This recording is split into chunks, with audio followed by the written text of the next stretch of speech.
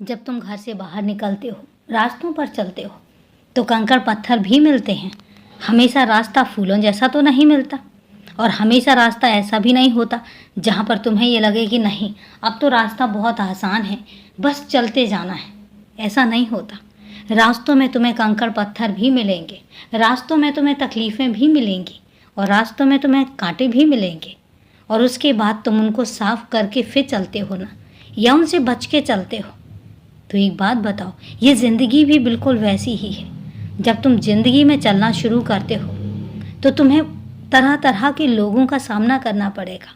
कुछ तीखे से लोग होते हैं, कुछ ऐसे लोग होते हैं जो हमेशा तुम्हारा नुकसान करने के लिए उतारू रहते हैं।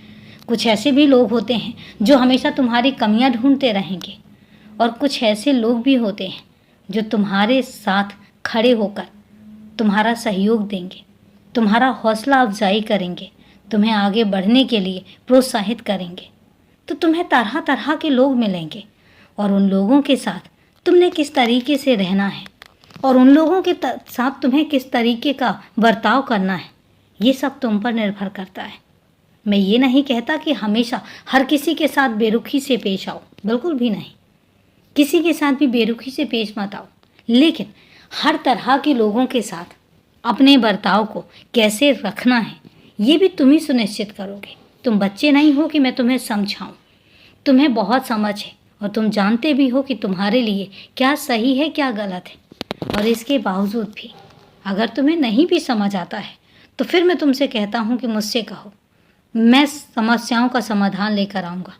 लेकिन मैं सबसे पहले यही चाहता हूँ कि तुम अपनी समस्याओं का समाधान खुद निकालो, क्योंकि मुझे पता है कि तुम बहुत समझदार हो, और हर समस्या का समाधान तुम बखूबी निकाल सकते हो, प्यार से निकाल सकते हो। मुझे तुम्हारी समझदारी पर बिल्कुल भी संदेह नहीं है। और एक बात याद रखना, जब कभी भी तुम्हारा कोई दिल दुखाएगा तो याद रखना कि मैं वहाँ पर मजबूत छड़ की तरह वहाँ खड़ा हो जाऊँगा, और मैं उनको बताऊँगा कि तुम्हें तकलीफ़ देने का नतीजा क्या होता है। एक बात याद रखना, क्योंकि तुमने कभी तकलीफ़ देने की नहीं सोची है, तुमने कभी उनको परेशान करने की नहीं सोची है, और यही वजह है कि अगर तुम्हें कोई परेशान करेगा तो उसका भुगतान उसको करना ही पड़ेगा। उसके लिए वो तैयार रहे। और मैं हमेशा चेतावनी भी देता हूँ अपने बच्चों को कि कभी किसी का बुरा मत करो, कभी किसी के बारे में बुरा मत सोचो। लेकिन उसके बावजूद भी अगर वो नहीं सुधर रहे हैं तो ये उनकी कमी है, और इसके बाद उन्हें सुधारने की जिम्मेदारी मेरी है। मैं तुम्हारे आगे तुम्हारी ढाल बनकर खड़ा हूँ, एक बात हमेशा याद रखना। और तुम्हें नज़दीक आने तक की जिम्मेदारी, और तुम्हें तुम्हारे नज़दीक आने का मैं किसी को भी साहस नहीं करने दूंगा। खुश रहो, हमेशा खुश रहो। मैं हूँ ना।